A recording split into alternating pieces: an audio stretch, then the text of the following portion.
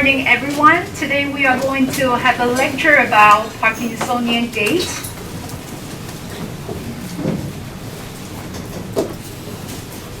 Okay, so Parkinsonian gait is used to describe the gait characteristics of the patients with Parkinson's disease. So as you can see, the picture on the right-hand side shows the typical posture of a patient with Parkinson's disease. So in today's lecture, we are going to introduce Parkinson's disease. We will talk about clinical presentation of Parkinson's disease, and then we will talk about gait characteristics of Parkinson's disease.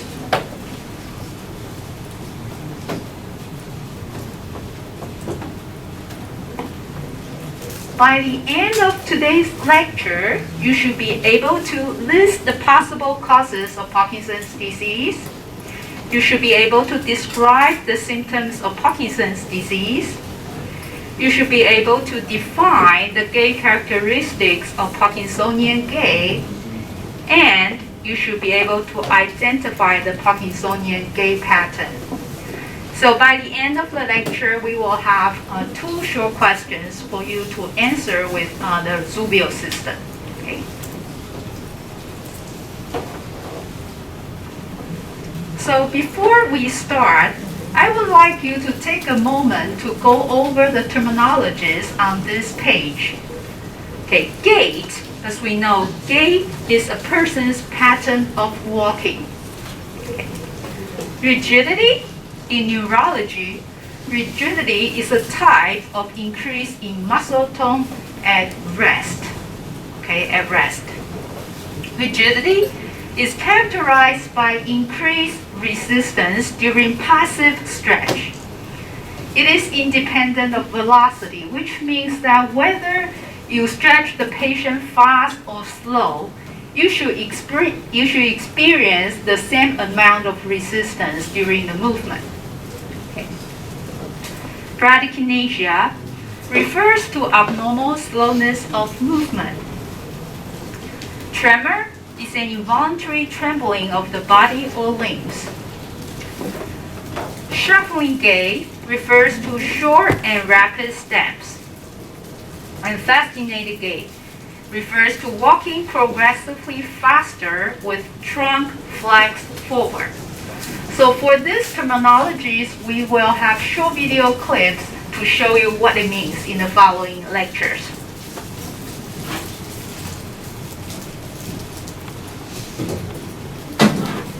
So let me give you a short introduction about Parkinson's disease. First of all, Parkinson's disease is a common disease in older adults.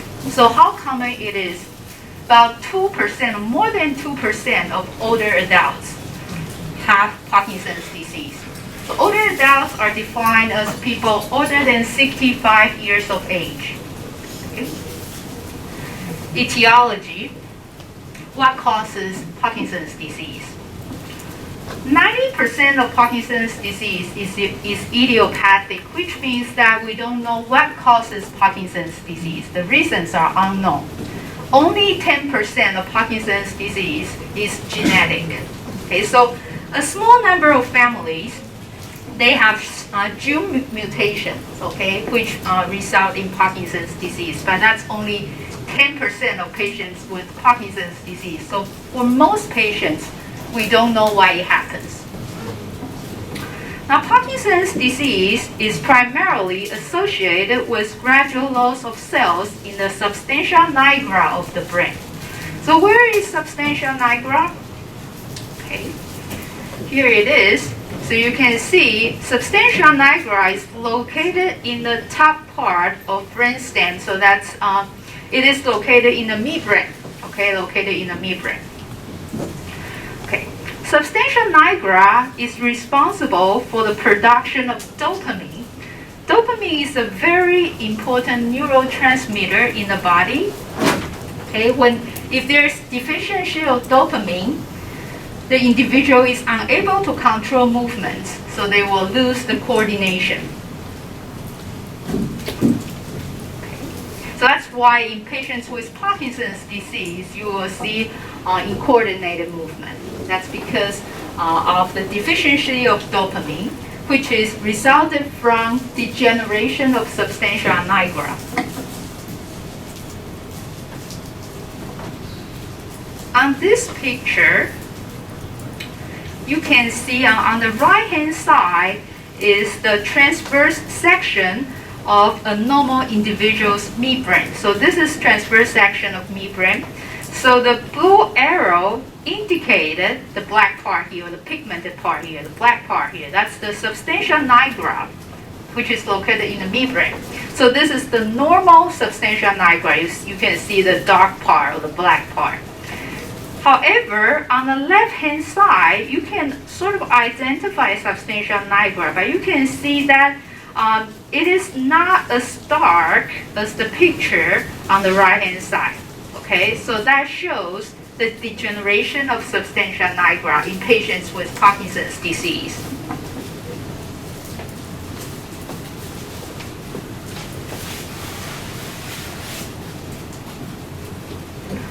Okay. Next, we want to talk about clinical presentation of Parkinson's disease, and specifically, we want to focus on the motor symptoms of patients with Parkinson's disease.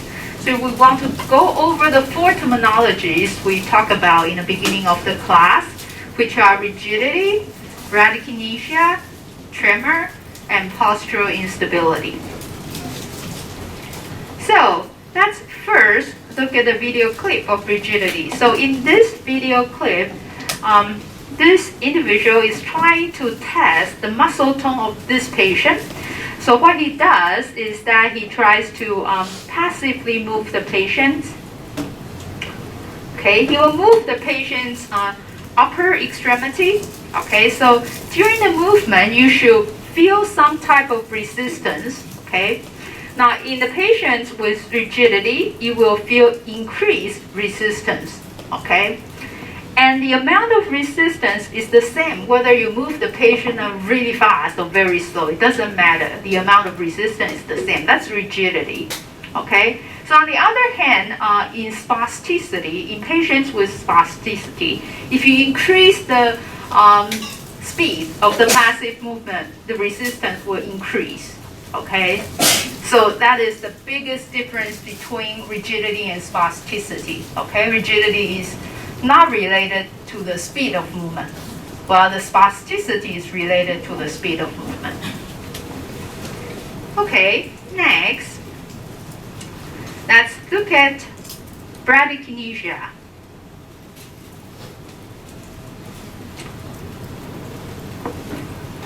So this is right-hand side. This is left-hand side.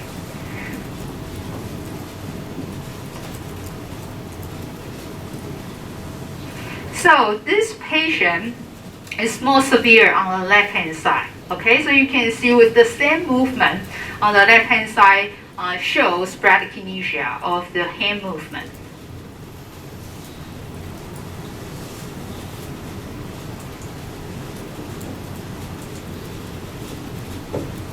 Okay, tremor.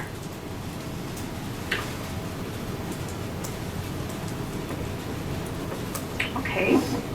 So the type of tremor you observe in patients with Parkinson's disease is called resting tremor, which means that the tremor is most obvious when the patient is at rest. Okay, so you can see if the patient is trying to do something like the finger-nose movement, look at the left side, the tremor decreases as he tries to do voluntary movement. Okay, now because there are different types of tremor, if you see tremor, it doesn't mean that the patient has Parkinson's disease. You have to distinguish different type of tremor.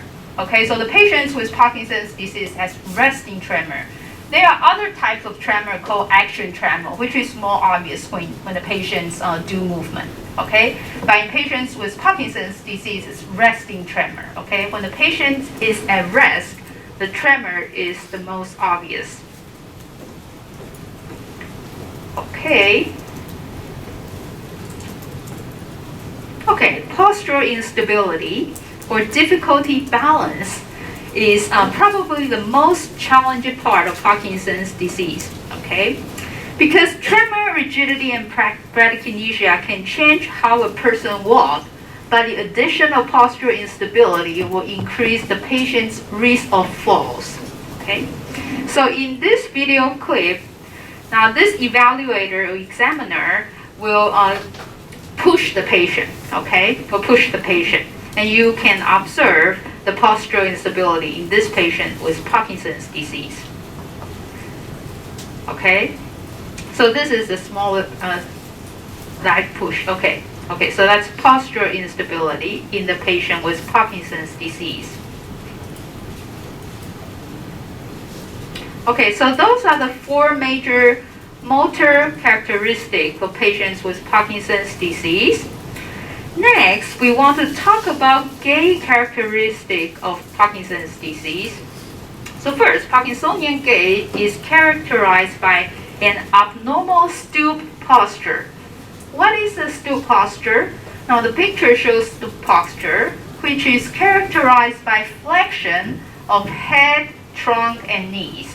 Okay, stoop posture is characterized by flexed head, trunk, and knee. Okay, so that's a typical posture of Parkinson's gait. The second one is decreased walking speed and decreased step length, and also reduced arm swing. Now, if the patient has shorter step length, it is related to smaller ground clearance. So let's look at the number here. For normal people, the ground clearance is usually between 1 to 1.3 meters. So what do I mean by ground clearance? I mean it's when you walk, the distance between the foot and the floor. Okay, between the foot and floor. The average is between 1 to 1.3 centimeter. In patients with Parkinson's disease, it's less than 0.8 centimeter. So you can imagine if you don't lift your foot high enough, it's easier to fall. Okay, it's easier to fall. So that's why the shorter step length leads to smaller ground clearance, and smaller ground clearance is related to greater risk of falls. Okay. Other gait characteristics of Parkinson's disease include shuffling gait. So when you hear about shuffling gait, it means short and rapid steps. Okay, short and rapid steps. So short and rapid step. Okay, short and rapid step. That's shuffling gait. Now the second characteristic is called fascination. So fascination refers to a progressive increase in speed with shortening of stride. So also short step length. But the patient walks faster and faster. So at the beginning may be slow, and then faster and faster, faster and faster. That's fascination. Okay, fascination. So shuffling gait and fascination are important gait characteristics of Parkinson's disease. Now the term fascination comes from a Latin word which means to hurry. So the patient is in a hurry, so he or she walks faster and faster. Okay. I'll have other video clips. Okay. But in summary, let's summarize the gait characteristic of patients with Parkinson's disease. So the Parkinsonian gait is characterized by stoop posture. Okay, so flex posture. Decreased walking speed, decreased step length, reduced arm swing, smaller ground clearance, shuffling gait, and fascinated gait. So those are the characteristics of Parkinsonian gait. Okay, so now I would like you to turn on your Zubio.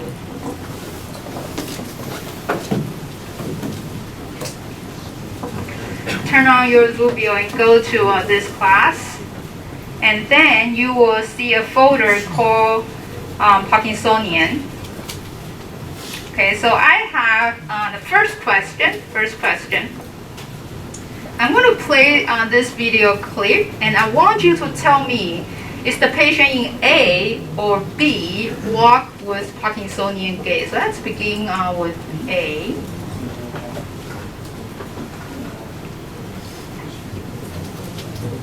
Okay, so this is A. A is playing. Okay.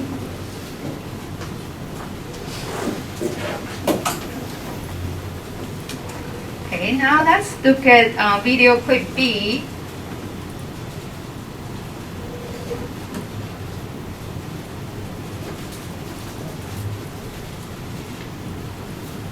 Okay, so can you answer on Zuvio? Do you think A or B is the Parkinsonian gait?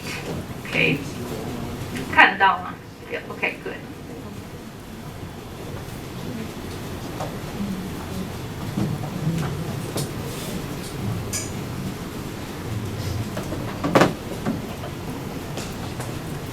Okay. So we only have 38 students answer the question. Half of the students haven't answered the question. Please go ahead and answer the question.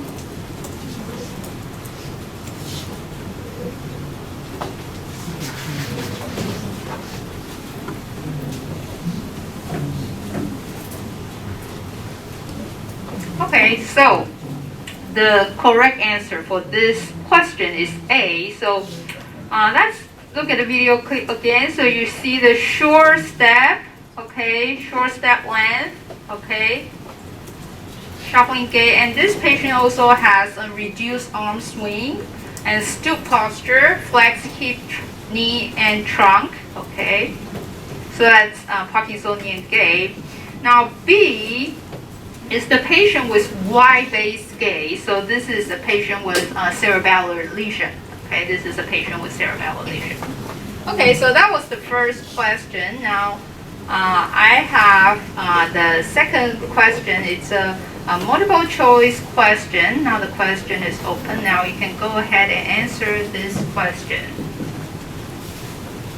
So shuffling gait is characterized by what?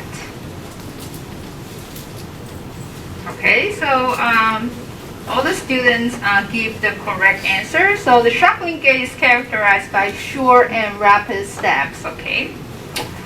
Okay. So those are the questions I have for you. Okay, so that's the end of this lecture. Okay, thank you.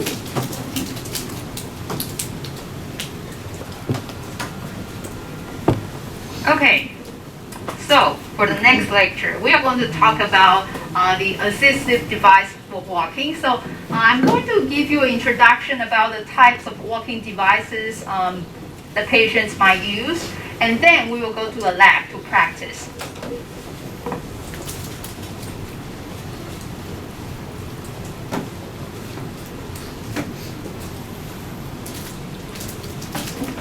Okay, so in this lecture, let me first clarify the terminology for walking aids. And then I'll talk about 3 types of walking aids. I'll talk about how to adjust the height of walking devices. And I want to talk about different type of weight-bearing status and the walking patterns for each different type of walking devices. Okay. So, terminology for walking aids. When you hear about like canes, crutches, and walkers, these are all walking aids. Okay? So first, walking is the way in which people move from place to place with their feet. That's walking, okay? Feet. Okay? If the patient uses a wheelchair, it's not walking. Okay? So ambulation equals to walking. So they both have to use the feet. If the patient uses a wheelchair, it's not ambulation. Okay, ambulation is walking. Now, assisted device is any device that is designed to help a person perform a particular task. Okay. Aid is a person or thing that is a source of help or assistance. So aid can be a person. It can be a device, okay? It can be a person or it can be a device. So, when we talk about walking aids are assistive devices for walking, okay? Walking aids are assistive devices for ambulation, okay? Walking aids are ambulation aids. Walking aids are ambulatory devices. So all these terminologies you hear you see here are walking aids. They are the same. Okay, they are the same. Okay, refers to the same thing. So walking and ambulation is the same thing. Devices, assistive devices, and aids are the same thing. Okay. So let me ask you a question. Are mobility aids equal to walking aids? Do you think mobility aids are walking aids? Equal or not equal? Not equal. Okay, they are not equal. Okay, why? Because mobility refers to the ability to move or be moved freely and easily. So any way the people move. Whether the patient use feet to walk, whether the patient use a wheelchair, okay, those are all mobility. So mobility is a broader umbrella, okay? It includes ambulation, but mobility doesn't equal to ambulation. Okay, so when you hear mobility aids, they are not equal to walking aids. But walking aids is a type of mobility aids. Okay, walking aids is a type of mobility aids. Okay, now I would like to introduce 3 types of walking aids. The 3 major types of walking aids are canes. So this is a can. Crutches. These are crutches. When people use crutches, they should use a pair of crutches. Okay, not just one crutch. Okay, crutches. The third type is walker. So that's walker. So we will talk about 3 types of walking aids, and this is what you are going to practice today. So let's begin with cans. Standard cans. So what you see on this picture is the standard cans. And for each walking device, we'll talk about advantage and disadvantages. Okay, so the good point and the bad point. Okay, so standard can, advantage, it's inexpensive, it's cheaper. Okay, fits easily on stairs or other surfaces where the space is limited. Okay, when the space is small. Okay, because this area is quite small, so you can fit. Okay, standard can. Disadvantage. The standard can cannot be adjusted. Okay, so you cannot change the height every time. That's standard can. So it must be cut to fit the patient. Okay.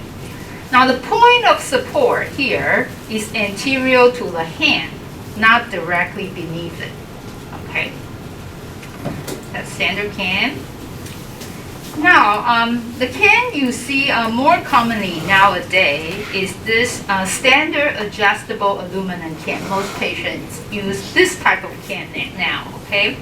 So as you can see, you can adjust the can very easily. Okay, it's quickly adjustable.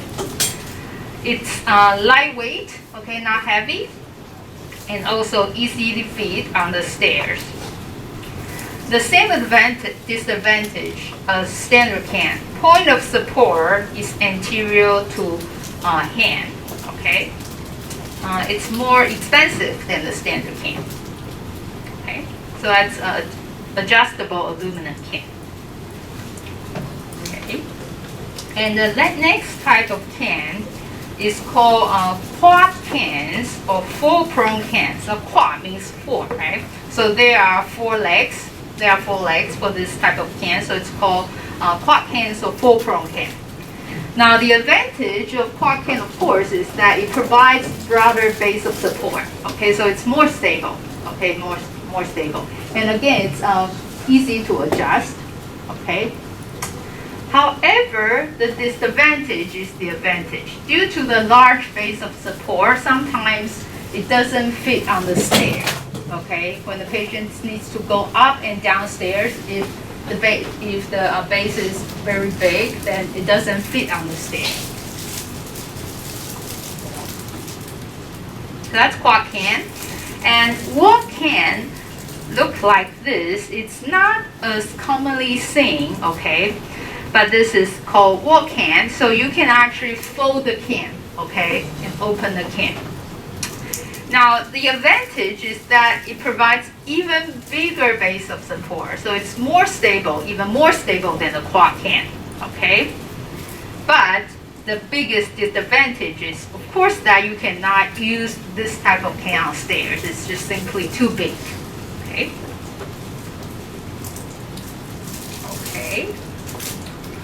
Okay, the next type of can is called rolling can. So you can see there are wheels. There are wheels. So the patient does not need to lift the can, okay? They can just push the can. They can push the can because of the wheels, okay? So it's very easy for the patient to use. So it allows faster progression. The patient can walk faster because the patient doesn't need to lift the can up, okay? Now this type of can also has multiple handles. You can see here, here, and here. So if the patient is in sitting position and the patient is trying to stand up, the patient can hold on the lower handle. And when the patient is in standing position, the patient can hold on the top handle. Okay. Disadvantage, more expensive, okay? And it requires grip strength. Sufficient grip strength, okay? Some patients don't have grip strength, don't have enough grip strength. So the grip strength has to be sufficient to use this type of can and to control the braking mechanism and to stop the wheel, okay? Now this type of can actually is quite helpful for patients with Parkinson's disease, okay? Because they can help the patient to move forward, okay, without a freezing episode, okay. Okay, so those are cans, okay, the first type of walking aid. Now, let's look at the second type of walking aids. These are crutches. So there are two types of crutches. Okay, so the picture I show you now, these are called auxiliary crutches. Auxiliary crutches. Now crutches, of course, are plural form. If it's singular form, you don't have ES, right? CRUTCH, one crutch, two crutches, okay? Okay, so these are called auxiliary crutches. The picture on the right-hand side is called forearm crutches. It's called forearm crutches because of the cuff. The cuff is fixed on the forearm. Okay, it's called forearm crutches. Okay. Forearm crutches are also called Canadian crutches. Okay, just so that you know. Okay. Now crutches are used to improve balance and relieve weight bearing on the lower extremity. So for example, if the patient just had a surgery, okay, on one side of lower extremity and the patient is not allowed to weight bear, so cannot step on the leg, then the patient will need crutches or walkers, okay, to relieve the weight bearing. The cans may not be applicable, okay. Okay, so crutches should be used bilaterally. So you should take two crutches at a time, okay, to increase base of support, okay. Crutches allow upper extremity to transfer body weight to the floor and force the patient to maintain a restricted weight bearing status.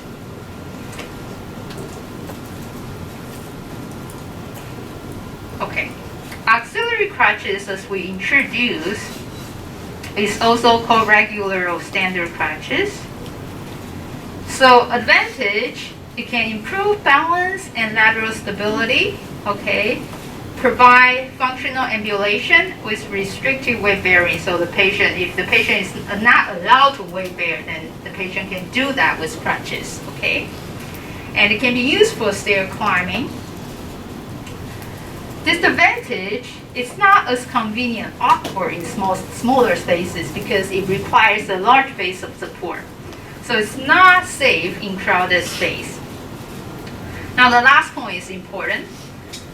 Auxiliary crutches may cause pressure at radial groove of humerus. So this may damage radial nerve. Okay, may damage radial nerve. So why is that? Let's look at this picture. So you can see this is where the radial nerve is.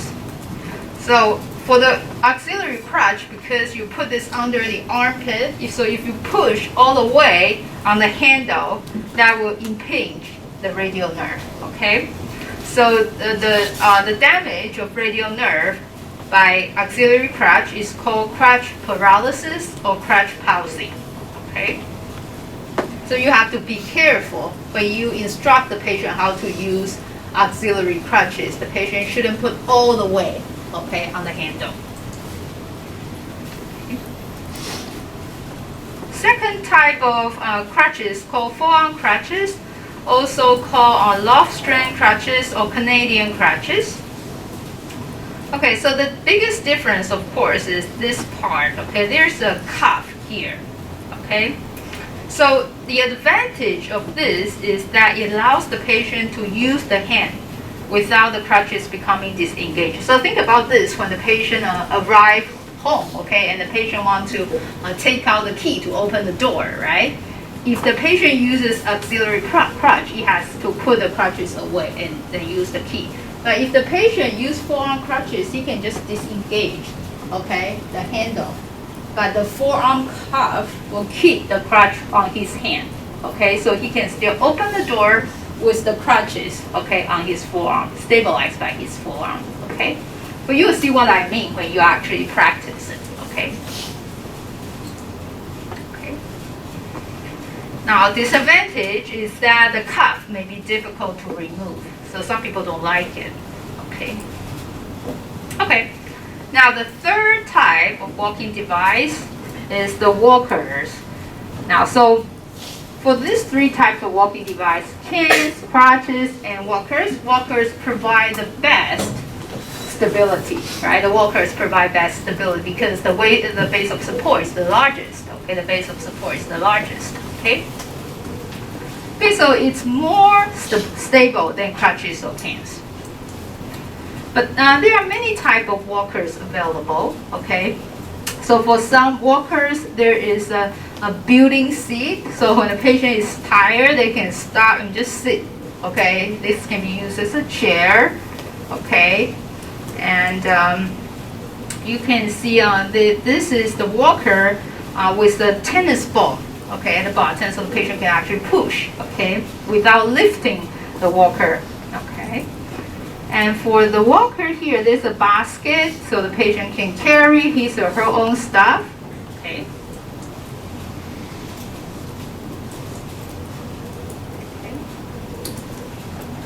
Folding walker, so we have this in the lab, you can try. And then we have a rolling walker as well, so there are 4 wheels. Okay, so again, the patient doesn't need to lift the walker up, they can just push on the walker. Okay. So those are the 3 types of walking device. Now, let's talk about how to measure the height of the walking devices. The rules are the same. Okay, the rules are the same for all 3 types of walking device. Okay, but for the height of the can, the top of the can should be at the level of greater trochanter. Okay, so you should find greater trochanter. That's the height of the can. Okay, this is one way. If you really cannot find greater trochanter, the second way you can use is to ask the patient to flex elbow 20 to 30 degrees. Okay, so when the patient flex elbow 20 to 30 degrees, that's the height. Okay, that's the height for the can.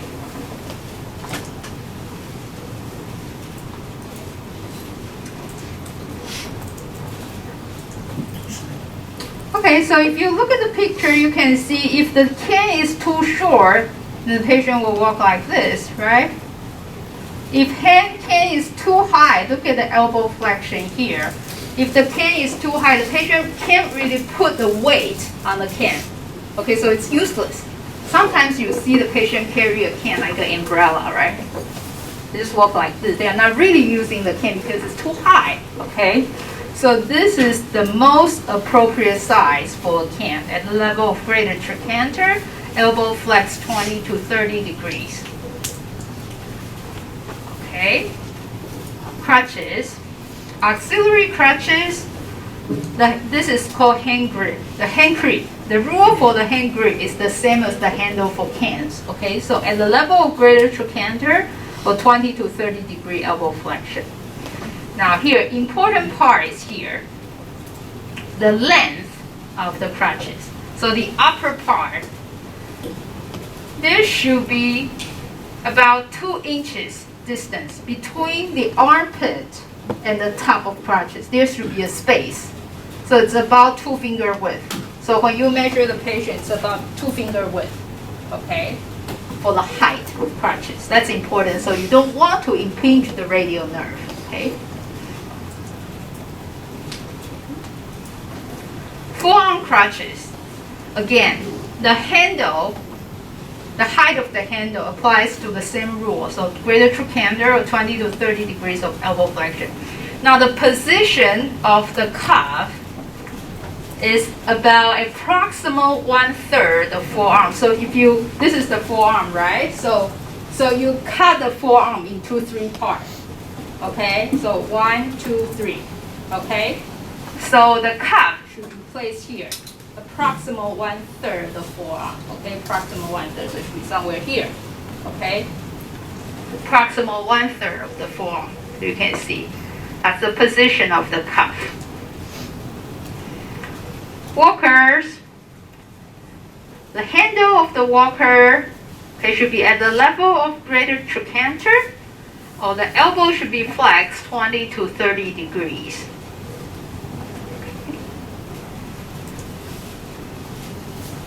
Okay, weight bearing status. There are different types of weight bearing status, 5 types. Okay. Beginning with non-weight bearing status, so the patient is not allowed to weight bear, so foot off. Okay, non-weight bearing status. Toe touch weight bearing, so just a little bit, toe touch. Okay. Partial weight bearing, a little bit, but sometimes you can't really see it, you should feel it. Partial weight bearing, okay?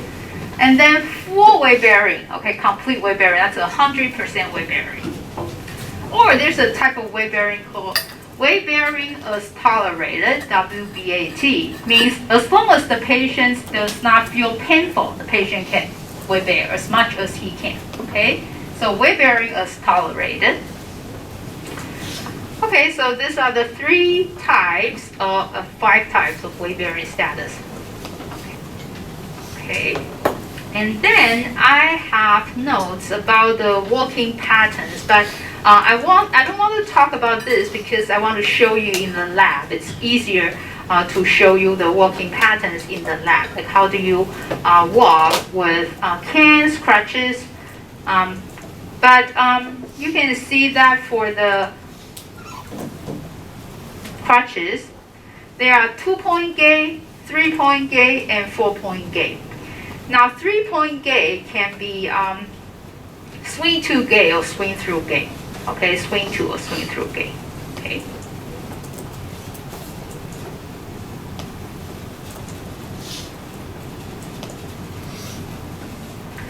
Okay, so I'll show you this in the lab. Okay, and the last part I want to talk about is about stair climbing. Okay, when the patient needs to go up or downstairs, there's a rule you should remember, okay? You should remember, always remember. So let me ask you first, do you think the good people go to heaven or go to hell? Good people go to heaven or hell?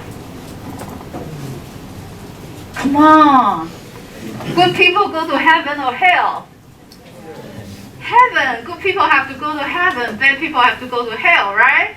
So you remember that, okay? So when the patient go upstairs, good leg goes up first, okay? Good leg goes up first. When the patient goes downstairs, bad leg goes down first. Okay, so that you shouldn't forget that, right? Good people go to heaven, bad people go to hell, okay? Okay, so that's the rule of thumb you should always remember.